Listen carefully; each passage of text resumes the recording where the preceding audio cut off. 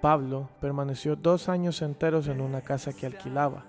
A todos los que venían a él les recibía allí, predicando el reino de Dios y enseñando acerca del Señor Jesucristo, con toda libertad y sin impedimento. ¿Alguna vez te han hecho sentir que tu ministerio es una pérdida de tiempo o que no es tan exitoso? ¿Alguna vez te han hecho sentir que eres un mal cristiano porque no te gusta lo que a los demás les gusta? ¿Alguna vez te han hecho sentir que no eres tan espiritual? Somos la casa alquilada, predicamos el reino y enseñamos a Jesús con toda libertad y sin ningún impedimento. Somos un hogar para todo aquel que le han hecho pensar que no es tan espiritual. Buenas noticias, no estás solo.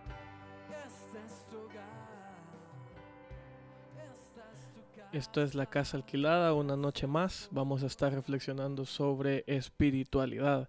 Y tenemos un libro entero que es parte de la producción de nuestro pastor y de nuestra iglesia, que habla sobre espiritualidad y cómo pues tenemos al escritor del libro.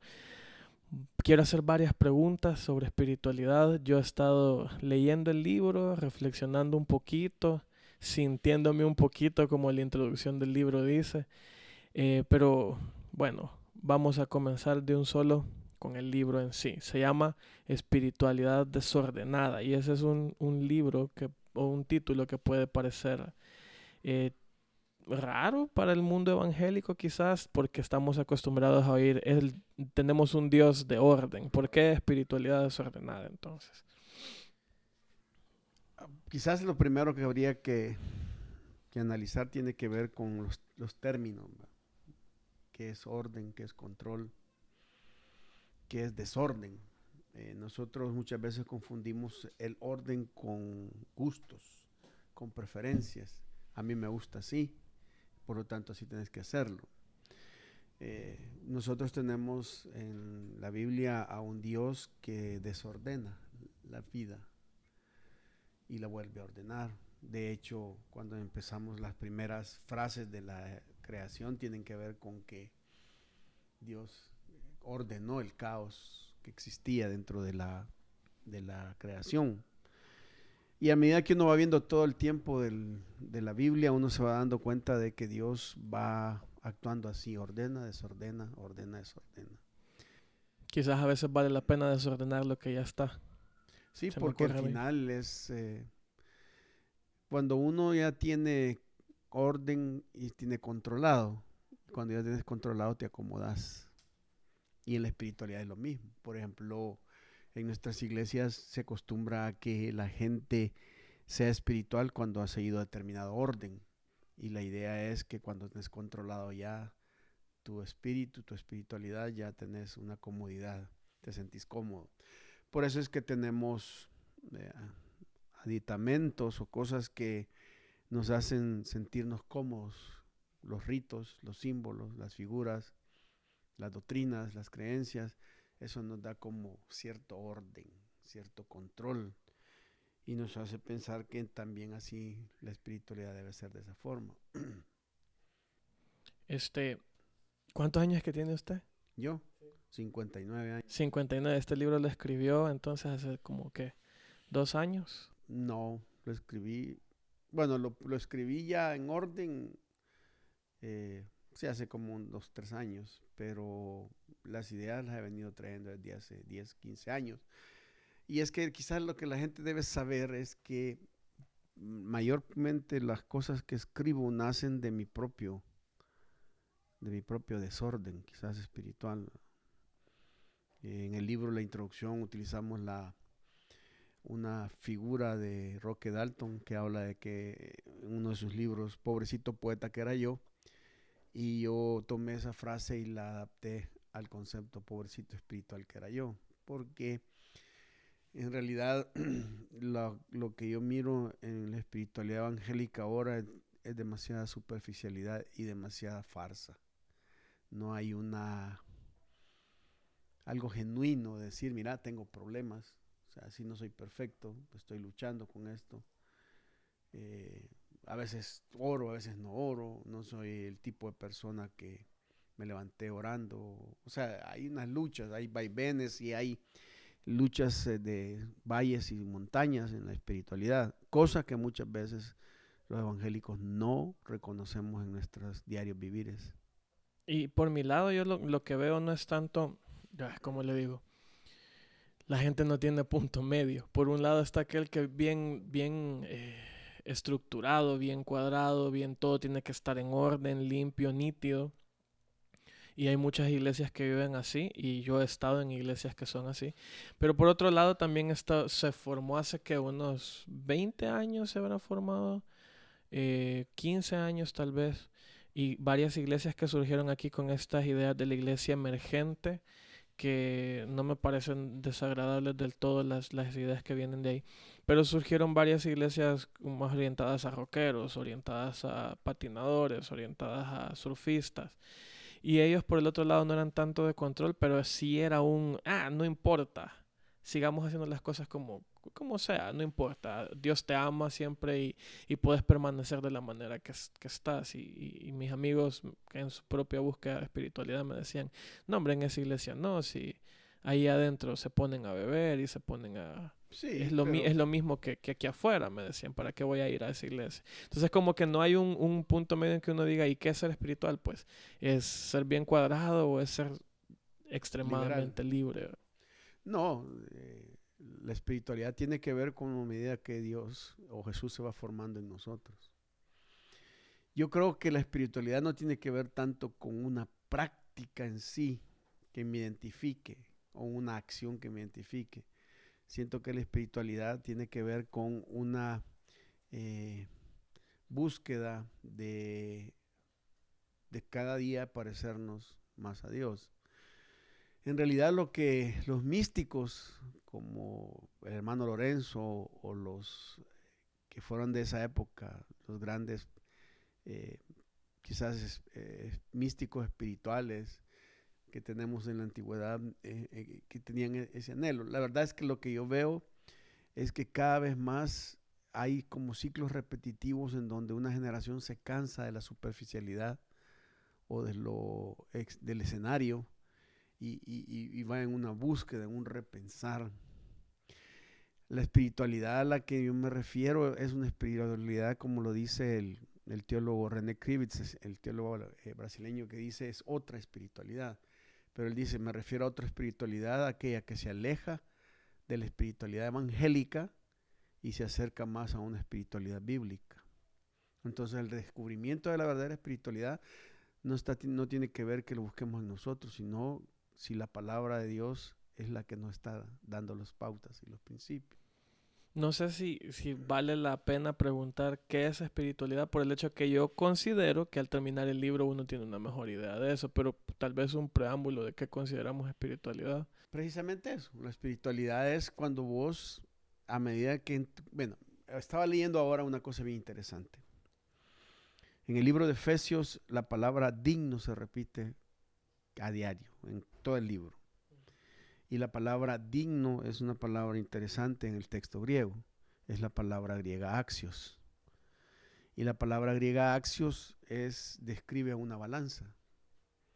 Entonces la balanza es la metáfora que Pablo utiliza de una balanza.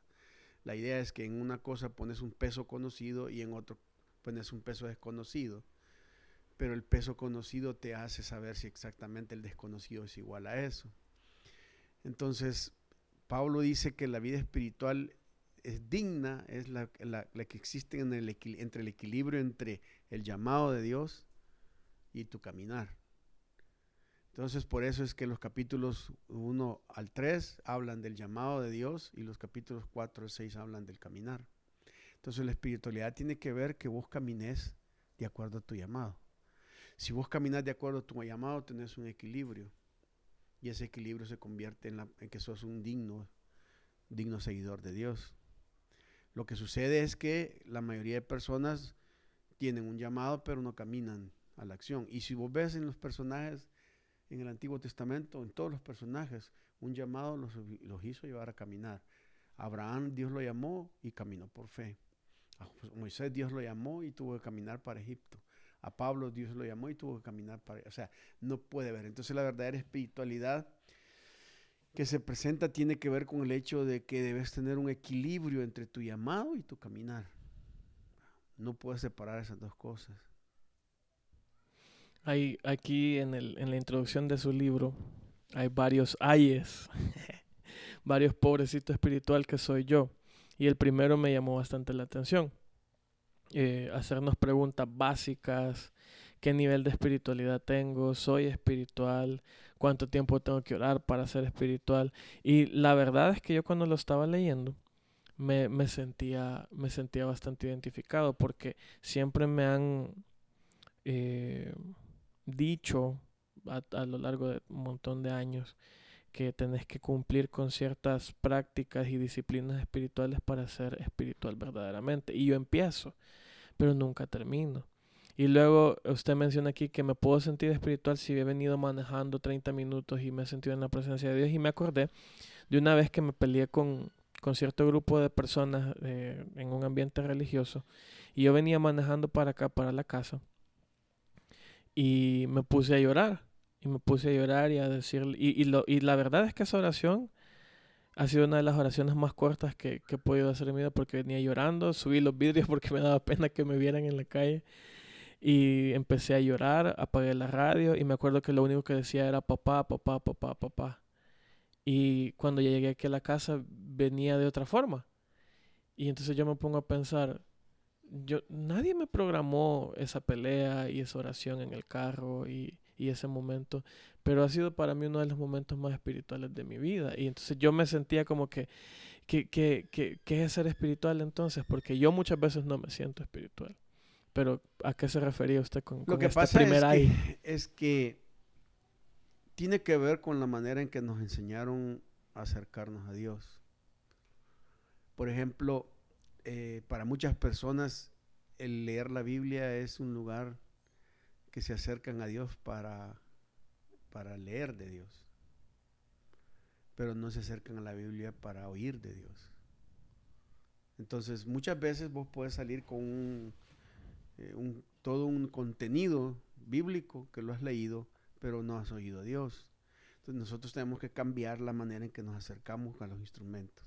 Porque puedes hacer todas las actividades de disciplinas espirituales que se le llaman, y sin embargo estar vacío y sin haber escuchado a Dios.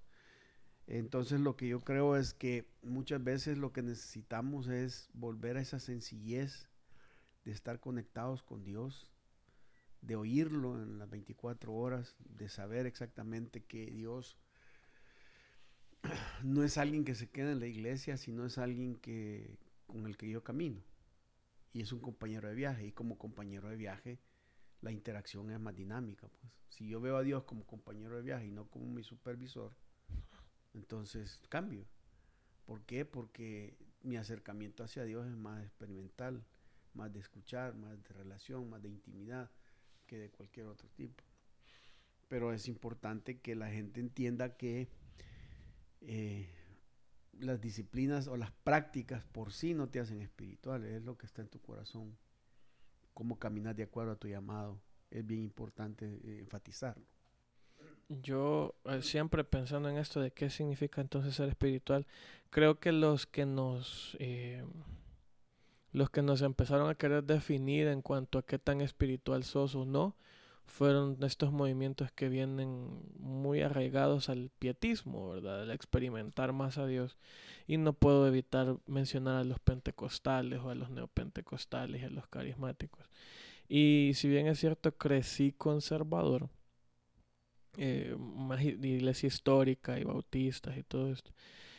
Siempre me he sentido también, yo creo en todos los dones, pues que están vigentes y activos y los practico, pero me ha pasado algo que también eran de estas cosas que me despertaba este pedacito de la introducción del libro, y es que muchas veces estoy orando, ministrando a alguien y yo estoy seguro que no ha sido una semana tal vez de muy buena conexión con Dios, que he estado orando, que he estado escuchando de Él. Y aún así Dios actúa. Y uno tiende a pensar, Dios lo usa, entonces Él es espiritual. pero Dios no lo usa, entonces él no es espiritual. Y por esas experiencias en las que yo sé, esta semana no he estado tan conectado con Dios, pero aún así Dios me usa, me pongo a pensar que tal vez no es la mejor manera de De creer o definir de que porque definir qué Dios te es está espiritual. usando, Se sos me hace espiritual. que muchos espirituales y muchas personas que tienen dones muy activos y todo eso, no siempre andan bien. O sea, a veces andan, como decimos, ¿A vos te mal. parecería que si un pastor eh, sale de un prostíbulo, de acostarse con una prostituta, y en la salida eh, hay peligro y le pide a Dios que el Espíritu Santo lo llene, ¿crees que Dios le contestaría? Pues no sé. Son esas cosas que a uno le da miedo responder. Entonces estás desechando a Sansón, man. Porque Sansón viene de acostarse con una prostituta, salen los filisteos, lo atacan y le dice: Dios, Espíritu, fortaléceme y arranca las puertas y con eso los vence. Cualquiera pudo haber dicho que Dios decía: no, yo andas mal, man, ¿cómo andas mal? Entonces no te voy No te voy a a proteger. contestar. Ahora, el hecho de que él lo usara no significa que andaba bien, tampoco, ¿entendés? Ni que Dios tolera ese tipo de cosas. Lo que viene a hacer es que la espiritualidad no depende de vos, depende de Dios en tu vida.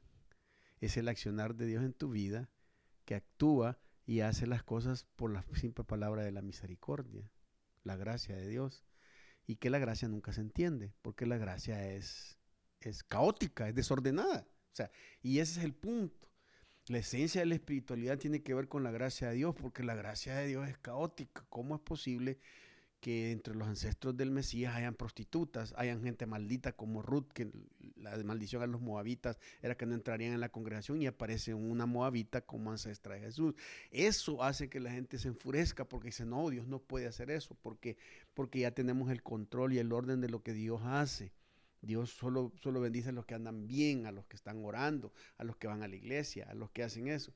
Y uno se da cuenta que no, Dios no actúa así. Por eso es que desordena. Entonces la gente entra en caos Y no nos y gusta. no nos gusta. ¿Por qué? Porque simplemente nos hace ver mal. A la gente que quiere hacer, o sea, mira, la gente que es súper espiritual, en realidad lo que está diciendo es: merezco que Dios me trate bien. Pero Dios no me trata bien porque yo lo merezca, porque Dios me trata bien aún si no lo merezco. Y ese es el carácter de Dios que no lo llegamos a entender. Entonces, por eso es importante que, digamos, en las líneas de la iglesia carismática, ellos descubrieron cosas buenas, que son útiles, fueron más sensibles a la voz de Dios, experimentaron más la fe y más las emociones.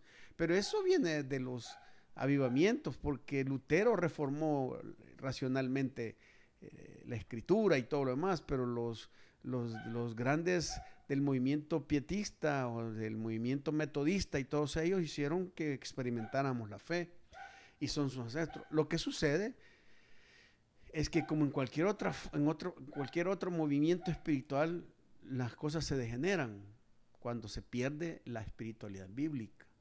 Entonces, a medida que el pentecostal se fue alejando más de la Biblia y se fue más haciendo de él su experiencia, entonces indudablemente tiene que haber un fracaso en cuanto a lo que la espiritualidad es de su acción y de su hacer.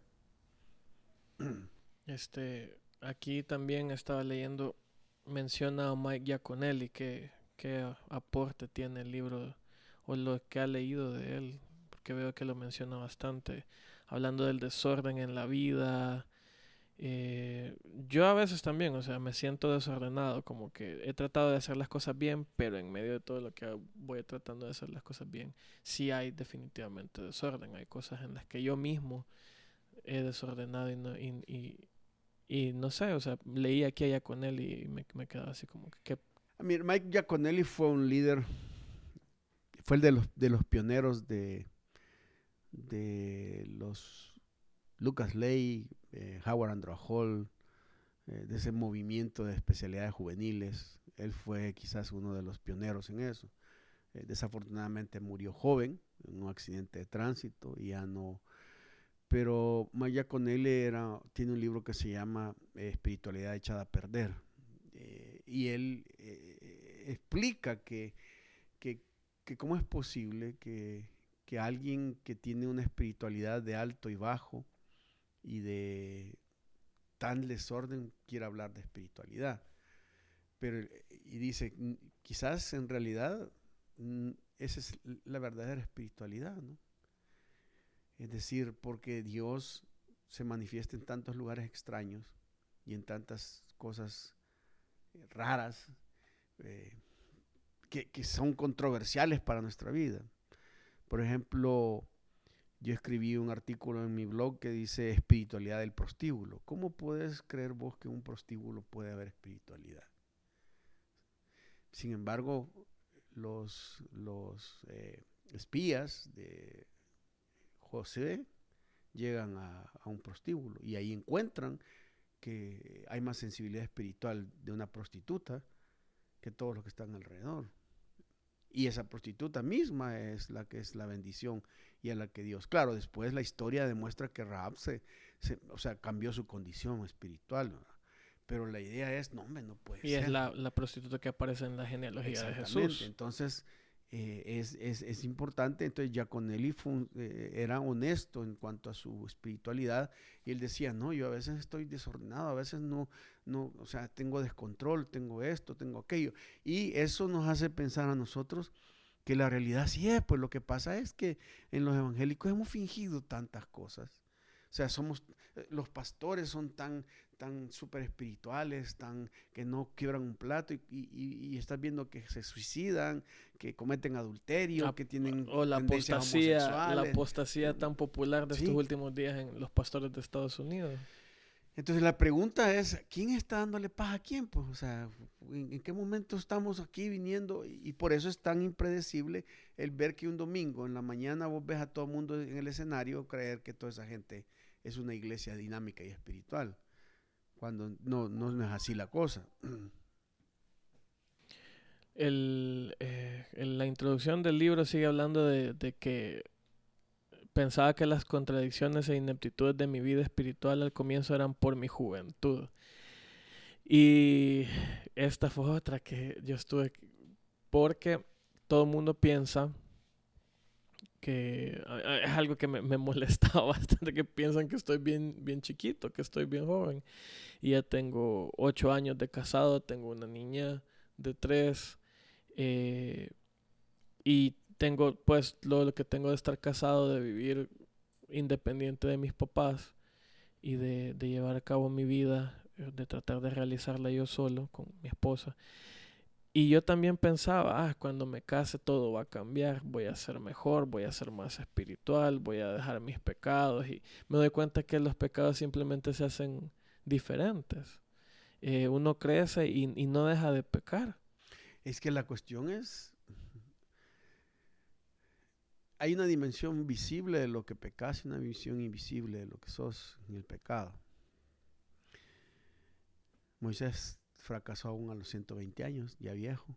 O David, ya que el domingo que estábamos en la iglesia hablábamos de que lo de Betsabé tuvo que haber sido ahí por los 40. Correcto. Entonces el punto es que a medida que vas creciendo te vas dando cuenta de que sos más vulnerable tal vez a otras cosas, porque tu vigor físico tiene que tener, aunque al fin y al cabo eso no. Pero por ejemplo yo siempre me he preguntado por cómo un paralítico o un tetrapléjico, quizás que no se puede mover, sea pecador. Porque Jesús le dice a uno de los paralíticos, mira, vete y no peques más para que no te pase algo más grave. Significa que muchos de los pecados que nosotros nos referimos de acciones no solamente son de acciones, sino también de condiciones en la vida de la persona. Entonces la gente cree que a medida que lea más la Biblia, a medida que más se meta en las cosas de Dios y esté en eso, con eso se le va a quitar. Y no necesariamente, porque la idea es, no se trata de llenar el vacío con un montón de actividades, porque al final... Y quitar el tiempo para pecar. Exactamente, ¿no? O te canses, o estés tan cansado que no lo hagas, sino que lo que se trata es de que tu crecimiento espiritual es que llegas a amar tanto a Dios y tu espiritualidad es tanto de amar a Dios, a Jesús, que no que te duele mucho el dañar a esa relación que tenés con Dios. Entonces el punto es que una vez más, la espiritualidad se basa en mi intimidad y mi relación con Jesús. Qué tanto yo conozco a Dios y qué tanto lo escucho, qué tanto experimento un viaje con Él como compañero de camino. Si yo no tengo eso, solo tengo para eventos y para momentos, como lo estamos acostumbrados, el momento de la oración. Bueno, nosotros siempre hemos hablado en la iglesia, por ejemplo, y hemos cuestionado varias cosas que nos hacen ver ridículos ante muchos del resto de los evangélicos. Por ejemplo, ¿por qué es que nosotros cuando vamos a iniciar el culto oramos dedicándole el tiempo a Dios? O sea, ¿por qué venimos y decimos, vaya, ok, comencemos y abramos este culto con una oración a Dios, como declarando, vaya Señor, ahora tú puedes tener control de esto, o bendice esto? No, es que Dios no ha tenido control antes de eso. Es que necesitamos nosotros una oración para invitarlo a Él, que Él se glorifique. Lo que estamos tratando de hacer es simplemente es usar la oración como el detonante para conectarnos en el momento y el evento espiritual. Es decir, ya estamos bajo la cobertura de Dios porque hicimos una oración que ha hecho este tiempo santo, y como tiempo santo las reglas del juego son diferentes. Entonces, si hay gente que puede decirte, y no oramos para empezar, no oramos, como quien dice, la oración hizo el cambio mágico, cambió el tiempo secular al tiempo espiritual. Y eso no es cierto, porque Dios no necesita que nosotros le demos permiso para que controle un horario. O sea, Dios es el controlador de todo, pues. Lo que deberíamos de hacer es, Señor, ya estamos aquí, ahora sigue con nosotros, ayúdanos a todo lo que vamos. Pero no abramos la reunión con una oración. O sea, significa entonces que si voy a una reunión de diáconos, oremos para empezar la reunión, como quien dice, o sea, nos vamos a matar y nos vamos a dar en la madre aquí todos y vamos a hacer un montón de relajo, pero si tenemos una oración ya la santificamos, entonces eso nos frena de las carnalidades que podamos tener en el momento y en el evento. Y eso es hipocresía, realmente es hipocresía. Es como los que se suben al escenario y hablan diferente. Claro, por supuesto, ¿me entendés? Es como los buses, Dios es mi guía y yo conduzco, o sea, y es paja, pues, no es ni su guía y Él es el que guía y que hace todas las cosas. Entonces el punto es que tenemos que redefinir ese tipo de cosas. Claro, si nosotros, bueno, vos has sido testigo, si nos ponemos a decir esto, la gente dice, bueno, y este hereje, ¿qué es lo que está diciendo? Nos está diciendo que no debemos orar para abrir un tiempo de oración. Nadie ha dicho eso. Nadie ha dicho eso. Lo que estoy diciendo yo es por qué orar. ¿Por qué lo hacemos? ¿Por qué hacemos eso? Y ese es el hecho de la espiritualidad, de definirla y redefinirla. Nosotros yo quizás soy el que vio más de cerca, pero no me acuerdo si alguno de los que están ahí atrás de cámara fueron a ministrar conmigo. Alguna vez hay una iglesia donde solíamos ir. Creo que nunca tocamos ahí, pero sí fui varias veces yo. Y ellos tenían una costumbre bien curiosa, y es que cuando estaban cantando música movida, todo normal, todo bien, así como cualquier otra iglesia, todo el mundo saltando, cantando y todo. Pero cuando ya empezaban las tranquilitas, lo que dicen alabanzas y adoración, cuando ya empezaban las tranquilitas, todas las mujeres se ponían un velo. Y a mí me daba risa, porque es como que, ¿y por qué? O sea que Dios no recibió las movidas, solo recibió las tranquilas. O hay más ¿por qué es que tenemos que tener siempre esta espiritualidad, comillas grandes ahí, de este lugar sí y este lugar no? El lugar santo, el lugar santísimo, el atrio. ¿Por qué es que tendemos a hacer así? Porque nosotros los evangélicos nos enseñaron una fragmentación entre la fe y lo secular. Y lo tenemos en todos los niveles, pastores y laicos, ¿verdad? El mundo y la iglesia, mi trabajo y mi culto, lo que yo hago con el dinero que aparto para Dios y lo que hago con el dinero que me queda. Lo que aparto es para Dios y lo que me queda es para mí. Puedo ser. Entonces los evangélicos tenemos esa pésima traba generacional de la dicotomía dividida entre lo secular y lo sagrado. Y entonces uno se da cuenta que lo que hace es que dejamos a Dios en la iglesia y nos vamos al mundo, y entonces cuando hablamos de llenar impuestos, de trabajar en la escuela, de hacer un examen o hacer lo otro, decimos aquí Dios no tiene nada que ver Ya con no. esto. Y nosotros somos testigos. En la escuela, por ejemplo, nosotros enseñamos cuántos son los evangélicos que son evangélicos y son los más malcriados, los más vulgares, porque allí, Los más borrachos. los más borrachos, allí en la escuela no es un círculo espiritual porque no está dentro del evento, ni el momento, ni el espacio geográfico para resaltar las cosas espirituales.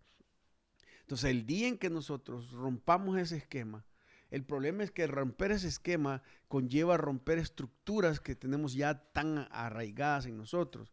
Por ejemplo, la gente insiste el hecho de querer que haya un pastor y laicos. Y yo soy laico y vos sos pastor. Vos te has preparado para el ministerio y yo no, yo me trabajo en lo secular. Entonces el punto es que no es cierto, no existe eso en la Biblia. En el Nuevo Testamento no existe una diferencia y una división de ese tipo. Y la otra cosa que esta misma parte me despertaba un poco era, somos bien duros con los jóvenes y a veces los viejos andan en las mismas. No, y ese es el punto. Hay gente que cree que los jóvenes pecan más que los viejos. Ajá, ajá. ¿Es Y a serio? veces no, No, a veces no, hay no, viejos que no. yo me quedo, no, yo a mis 30 años tengo mi vida más ordenada que él. Por eso, pero el punto es que eso es otra vez la misma dicotomía. Los jóvenes son más pecadores que los viejos porque son más inmaduros y como inmaduros conocen menos de Dios y yo como más viejo conozco más de Dios. Pero el problema es que el joven y el viejo no pecan diferente. O sea, pecan diferente, pero son iguales. ¿Me entendés? Entonces, a veces los mismos viejos lo que critican de los jóvenes son los que ellos están viviendo y son sus propios fracasos proyectados hacia los fracasos de los jóvenes. Entonces hacemos esa gran diferencia entre yo como adulto, que yo peco, pero mis pecados son más reverentes, ¿verdad? O Más más respetables. respetables, ¿verdad? Sí, Señor, he pecado, pero tengo buenas excusas a los inicuos que son los jóvenes que Ajá. pecan de una manera irreverente. Ellos sí, ellos no tienen. Y ese tipo de cosas. Y eso viene de los pastores, los diáconos, los líderes y todo lo que quieren poner, de poner ese orden y ese control encima de todos los jóvenes. Yo me pongo a pensar, yo a cada rato regaño a varias gente, más que todo trabajo con muchachos y todo. Y les digo, pero vos, las mujeres que seguís en Instagram y los molesto, ¿verdad? Pero me pongo así en perspectiva. Si ellos las ven, ellos son solteros. Ellos están pecando de una manera. Y si yo las veo, yo ya soy casado. Yo estoy adulterando según Jesús. Pues sí. Entonces, veo yo eso. No es tanto que, vaya, los bichos pecan. Pero yo veo mi pecado peor. Y por eso he tomado mis decisiones, ¿verdad? Pero sí lo veo como que a veces tal vez no son ellos el problema, sino que tal vez nosotros también estamos No, no es pecando a veces, igual. no son ellos los problemas. El problema tiene que ver una vez más con una espiritualidad deformada que no tiene una base escritural.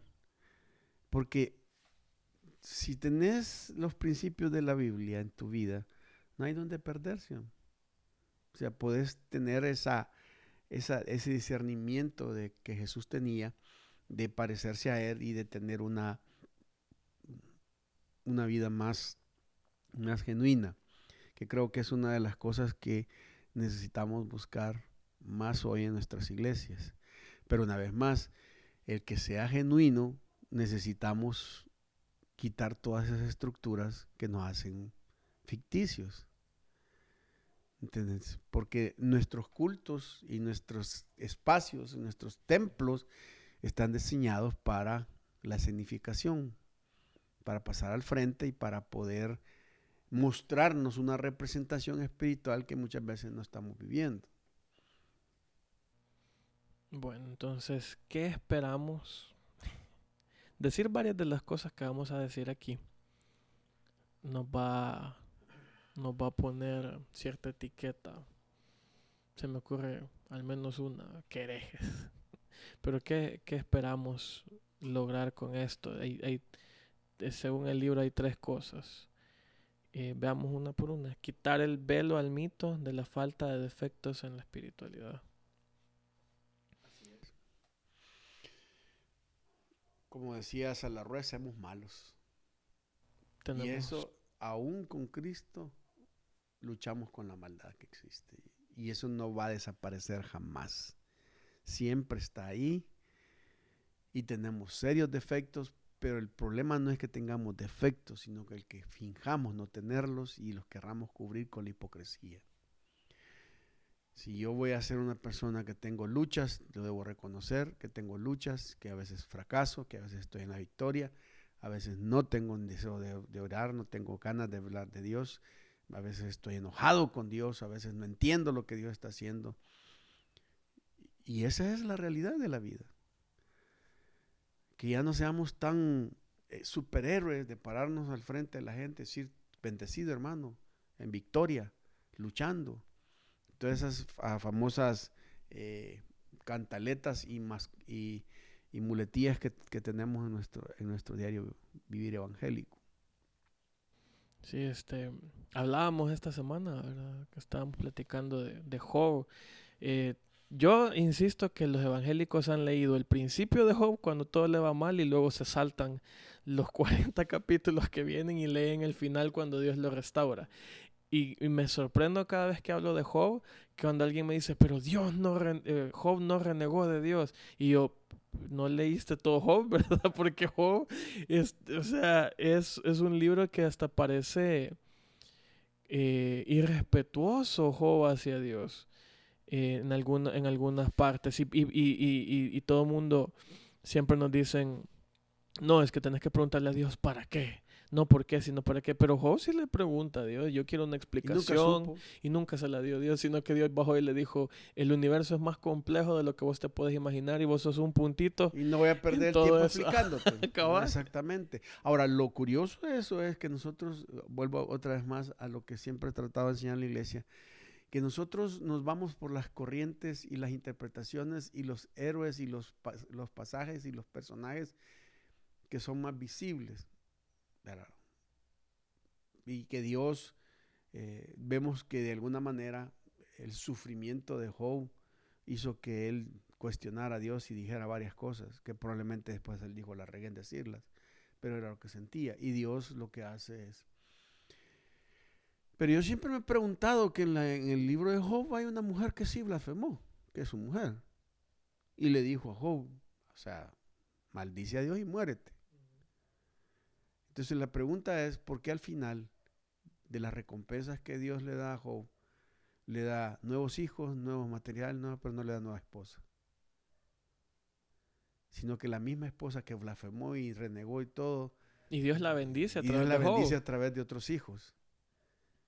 Si alguien hubiera dicho, bueno, si vas a hacer las cosas nuevas, te voy a cambiar la mujer también, porque esto no te sirvió a la hora del fracaso. Sin embargo, esa mujer... Ahora, la pregunta es, ¿por qué una mujer actúa así? Entonces la respuesta es, cuando se te mueran 10 hijos y los enterres, Podés entonces opinar. contestame, va. Y juzgá, ¿verdad? Pero porque somos duros, ¿verdad? Y le damos palo a la mujer, ¿verdad? Que la mujer aquí, que la mujer allá.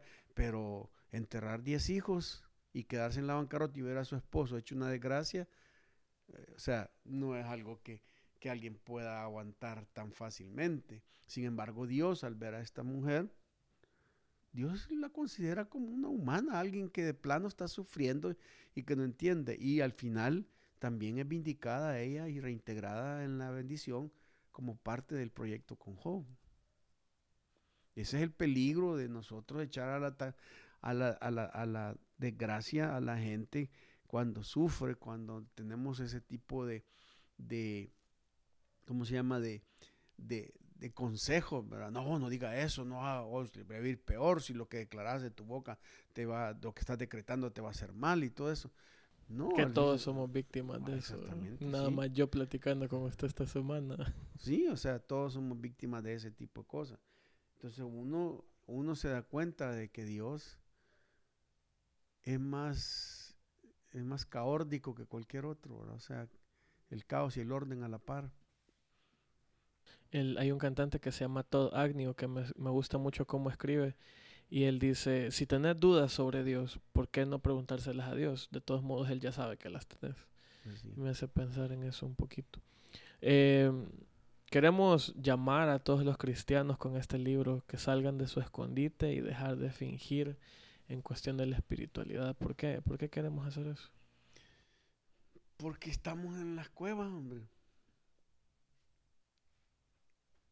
Yo no sé si a vos te ha pasado, pero a mí me ha pasado que yo puedo ver, tengo compañeros de seminarios, pastores, que cuando los miro haciendo algo, representando su papel de pastores, son una cosa y cuando bajan del púlpito son otra. Y se les nota su carnalidad, sus aspectos. Entonces uno dice, ¿por qué es que arriba? Pues, ahora, yo no estoy diciendo que seas un cínico y que seas un descarado y que Sí, digas, así porque soy también yo, eso ¿va? cae mal. Así soy yo, entonces así me vale, yo voy a hacer así. No, estoy hablando de que nosotros tenemos que salir de de ese escondite religioso, esa cáscara que está ahí, que media vez se raspa, está en pagano adentro. La idea es retomar nuevamente esa espiritualidad bíblica, esa nueva espiritualidad vieja que yo llamo, que es esa espiritualidad donde la vida normal es una vida que está controlada por el Espíritu de Dios, que está guiada por el amor a Dios y que tiene que desarrollarse una forma.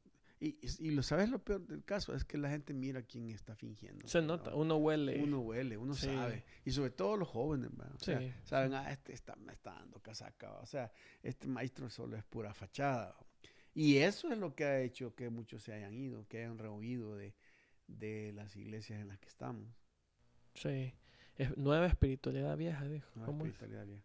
Sí, porque es nueva, porque está en contraparte a lo viejo que estamos viendo. Y es vieja porque son de la revelación de Dios, ¿verdad? Aunque son buenas nuevas siempre, ¿no? Mm. Hay un cantante, Jorge Drexler, ateo por cierto, y una canción del inicia con "La idea es eternamente nueva". Esa frase me gusta bastante y me hace pensar mucho en Dios y lo que Él hace, eternamente nuevo. Y eh, el desorden es el taller de la espiritualidad auténtica, donde el Jesús verdadero se encuentra con nuestro verdadero yo. Ese es como el tercer propósito del libro. Eh, no cuesta mucho entender la idea. Un taller, si uno entra a un taller de carpintero, es uno que yo conozco mucho por un tío que yo tengo, que me acuerdo que él tenía su taller a la par de la casa un tiempo cuando yo estaba creciendo. Y un taller es desordenado y salen cosas bonitas de un taller por lo general, que tiene más que contarnos esto del desorden como taller. La idea de un proceso en el que vas siendo perfeccionado, que tienes un diseño, pero vas trabajando en eso. A veces hay que quitar asperezas de la madera. Yo lo que creo es que debemos eh, entender que la espiritualidad no es una meta a la que se llega, sino es un camino al que me lleva hasta la perfección cuando esté en la presencia de Dios. Y vos ves, por ejemplo, que los más espirituales de la época de Jesús eran los fariseos. Todo lo tenían programado y controlado. Sin embargo, Jesús dijo que eran sepulcros blanqueados. Y ese es el punto. Necesitamos volver otra vez a esa fragilidad humana en donde decimos, sí, yo la he regado, sí, yo tengo luchas, sí, de plano que yo no debo condenar a alguien porque le debo poner, aún que en evidencias, porque cuando uno se pone en ese taller y sabe que es un mueble que está siendo preparado, no se pone a cuestionar a los otros que no están preparados tampoco. Y ese es el punto. Por eso es que hay mucha condena en las iglesias y muchos reglamentos que hacen que quieren aplastar a los que simple y sencillamente no tienen una espiritualidad como la que tienen el programa o el orden. Entonces es de recuperar realmente otra vez esa espiritualidad genuina. Este, Creo que ya a tiempos le mencioné yo que sería quizás sorprendente, a medida lee uno más la Biblia, sería sorprendente poder darle un vistazo a la iglesia, así como poder verla, viajar en el tiempo, ver una película de la iglesia del primer siglo y quizás nos sorprenderíamos mucho de cómo era. Quizás pensaríamos, uy, qué mundanos eran. Eso te iba a decir. Este libro de Eugene Peterson, El de Efesios. el de Efesios, él dice, yo he escuchado que hay muchas personas que dicen que nosotros debemos ser como la iglesia del Nuevo Testamento. Y él dice, la iglesia del Nuevo Testamento no era un buen ejemplo. Mira Corinto, Ujú. mira Tesalónica, mira Éfeso. Todas ellas eran iglesias que Eran simplemente tenían un desordenadas. montón de desórdenes. Si no, las epístolas no se hubieran escrito. Aún Éfeso, que la consideraban como la iglesia que no tenía problema, en Apocalipsis dice que es una iglesia que ha perdido el primer amor.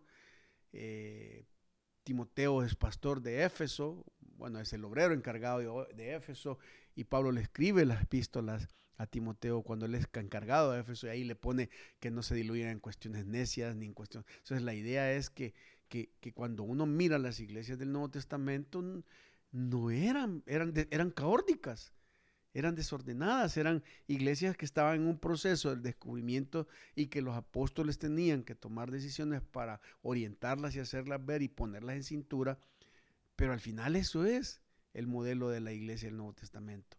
No es aquel tipo de modelo que nosotros creemos que es el modelo ideal, y tendrían que ser así porque estaban compuestas de gente. O sea, todo lo que la gente compone es desordenado, no es ordenado. Siempre hay ese caos y ese orden ahí.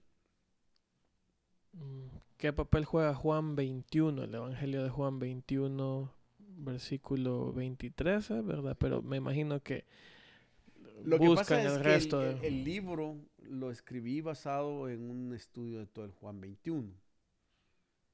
Es decir, el libro en realidad, los temas de la espiritualidad Es una desordenada, es exposición de una Juan exposición de 21. Juan 21. Que por cierto, la gente lo puede encontrar en el blog si lo quiere descargar. Ah, sí, el libro está gratis en el blog de Don Romeo. Lo vamos a poner ahí en la descripción y pueden ahí descargarlo gratis. Así, si quieren conectarse con la iglesia, también vamos a poner ahí los links y todo. Y si quieren también donar para el trabajo que estamos haciendo, perfecto. Vamos a buscar una forma para que lo hagan porque al momento de la grabación de esto no hay. Pero también son bienvenidos en cualquier momento a llegar a Comunidad Bíblica. Ahí los vamos a recibir y podemos platicar más un poco de esto. Entonces, Juan 21. La idea partió del hecho de que Juan 21 es como un capítulo o un apéndice en el Evangelio de Juan que se escribió con un propósito. Cuando uno lee el Evangelio según Juan, uno se da por enterado que al llegar al capítulo 20 y lee el versículo final, da la impresión de que Juan terminó su Evangelio. Entonces, uno observa que el Evangelio de Juan podía haber quedado Hasta el hasta 20 ya el estaba 20, bien. estaba bien. O hasta el final de ese párrafo, porque los capítulos no eran de esa época, pero hasta el final de ese párrafo. Me da la impresión de que Juan, cuando viene y escribió el capítulo 20, algo le pasó, o por lo menos él tenía algún peso en su corazón, una carga. Y dijo, es necesario que escriba un apéndice, algo que determine ciertas cosas. Se me olvidó esto. Ajá. Y es importante que lo explique.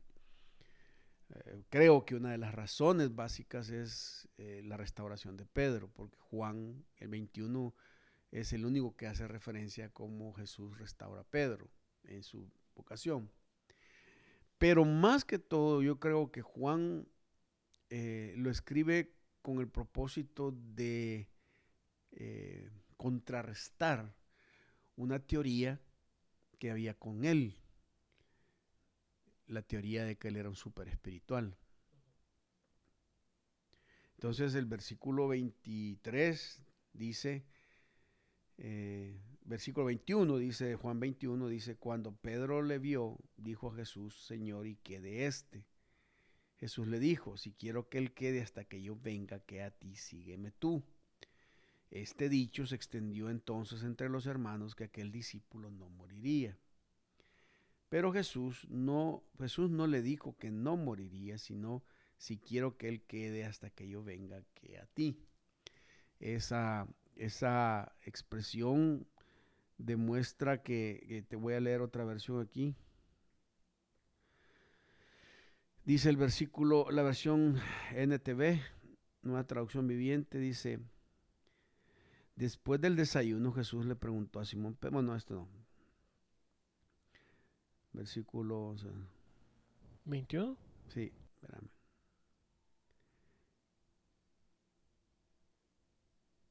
Versículo 20. Pedro se dio vuelta y vio que detrás de ellos estaba el discípulo a quien Jesús amaba, el que se había inclinado hacia Jesús durante la cena para preguntarle: Señor, ¿quién va a traicionarte? Pero Pedro le preguntó a Jesús: Señor, ¿y qué va a pasar con él? Jesús contestó: si quiero que él siga vivo hasta que yo regrese, ¿qué tiene que ver contigo? En cuanto a ti, sígueme. Así que entre la comunidad de los creyentes corrió el rumor de que ese discípulo no moriría. Pero eso no fue en absoluto lo que dijo Jesús. Él solamente dijo: si quiero que él siga vivo hasta que yo regrese, ¿qué tiene que ver contigo?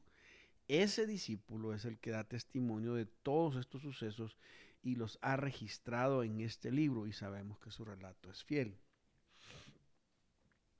O sea, a lo lejos se da una idea de que Juan cargaba con ese rumor, o con ese, la Reina Valera dice dicho, la NTV dice rumor, pero la expresión en el texto original tiene que ver con una palabra mito.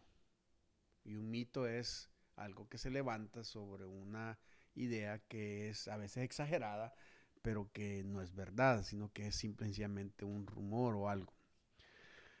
Entonces te puedes imaginar que Juan, porque cuando Jesús dice esto, estamos hablando del año 33, 34 de la era de Cristo, cuando se escribe Juan, que estamos hablando allá por el año 90, estamos hablando de quizás unos 60 años, en los cuales durante todo ese tiempo se corría en todas las iglesias de Éfeso y de Asia que Juan era inmortal. Él cargaba con eso.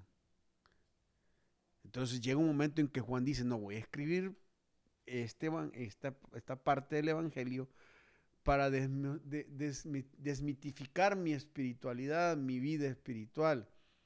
Y Juan dice: no, es que Jesús haya dicho que yo iba a ser inmortal, lo que él dijo que yo me iba a quedar hasta que él regresara. O sea, es otra cosa.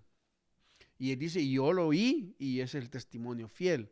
Entonces la idea nació del hecho de que ese capítulo 21 tiene que ver con el hecho como desmitificar toda una espiritualidad, no solamente de Juan y de Pedro, porque la espiritualidad de Pedro está caída también. O sea, ¿qué haces con un hombre que ha fracasado? Todavía puede ser espiritual, todavía puede ser algo por Dios. ¿Qué haces con un grupo de creyentes que siguen a Pedro, a un discípulo que los ha llevado a otro nivel que no deberían de estar? Entonces, toda la idea es esa. Y el problema es que si nosotros nos damos cuenta en el texto, la iglesia evangélica realmente vive mucho de una espiritualidad mitológica, una espiritualidad de rumor, una espiritualidad de cuentos, de historietas, frases célebres de frases predicaciones, mágicas, de de predicadores predicadores y todo lo famosos. demás. Y vos encontrás todo eso. Y a veces uno dice: wow, o sea, ¿de dónde sacaron ese tipo de idea? ¿Cuál fue la que le estaba diciendo esta semana? ¿Quién les enseñó eso? ¿Cuál? No me acuerdo, estábamos hablando en la oficina. Y que le dije: ¿quién les ha enseñado eso? No me acuerdo, si me acuerdo lo menciono. Pero la idea es, y hay cosas, por ejemplo, que hasta las anécdotas, las historias que contamos son historias que pueden ser muy, muy dramáticas y muy de Hollywood, pero son farsas, son puras cosas que no son. Quizás me viene a la mente que yo he escuchado grandes predicaciones de grandes predicadores, entre comillas, que hablan cuando hablan de Isaías, que nos renovemos como el águila.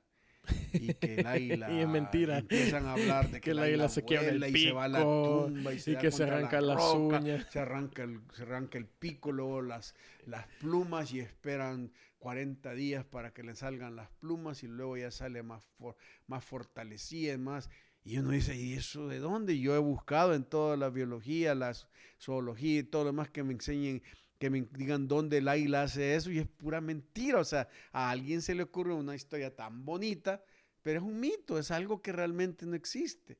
Que en la NASA, cuando lanzaron el Apolo y que de repente cuando la computadora iba tocando los días, de repente se quedó trabada porque decía que faltaba un Faltaba día en un la historia de día. la humanidad y que ahí entre los científicos había Un un cristiano. cristiano y que el cristiano les metió el versículo bíblico y iba demostrando de que Dios, o sea, Y metió el de el jueces, de no, jueces, el el de una de hora, el de Josué y Josué, el de jueces de ajá, Gedeón. No, ¿quién es el que pues sí, retrocede? jueces con, sí, de Gedeón, que se detenga, no, perdón, No, no, no. no, que El de Josué, el Josué de Ascalón, detiene que detienen a y hay otro Ascalón, que regresa no sé cuántos grados, sí, y no en el creo que rey de está en jueces. Ezequías que regresa el reloj de acá, o sea, lo regresa unos grados detrás porque es la señal que le pide para que sea sanado por Solo a Noé Isaías. nos faltó meter ahí.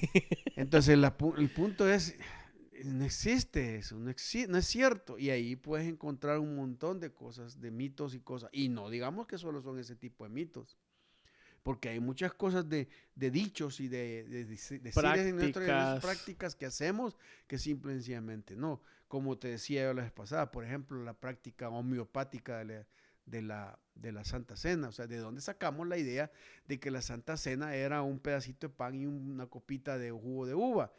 ¿Entendés? Ese es un mito, o sea, ¿por qué? Porque todavía representa ciertos sesgos o rasgos del catolicismo dentro de la teología evangélica, de lo sagrado, del rito, del sacramento. Entonces, el capítulo 21 tiene que ver con eso, de que quitemos muchas ideas de las cosas que estamos haciendo y de cómo nosotros encontramos en nuestra espiritualidad una esencia. Y la idea es volver otra vez, porque Juan dice en el versículo, eh, este dicho se extendió, versículo 23, entonces entre los hermanos. ¿Te fijas? O sea, la idea es que el dicho fue en la iglesia, ni siquiera hacia afuera. ¿Cómo se llama? Era un rumor eclesial, de esos rumores que se dan dentro de la iglesia con referente a ciertas personas o ciertos personajes, de esos mitos que se levantan con gente que tiene una espiritualidad y entonces y Juan tenía que decir, no hombre señores, si yo no soy un inmortal, yo soy un ser humano común y corriente. Jesús nunca se refirió a que yo tendría una super categoría de superhombre en medio de todos ustedes. Y ese es lo honesto de este evangelio de Juan en el capítulo 21. Entonces, es importante verlo desde esa perspectiva. Por eso es que el libro fue escrito con ese propósito.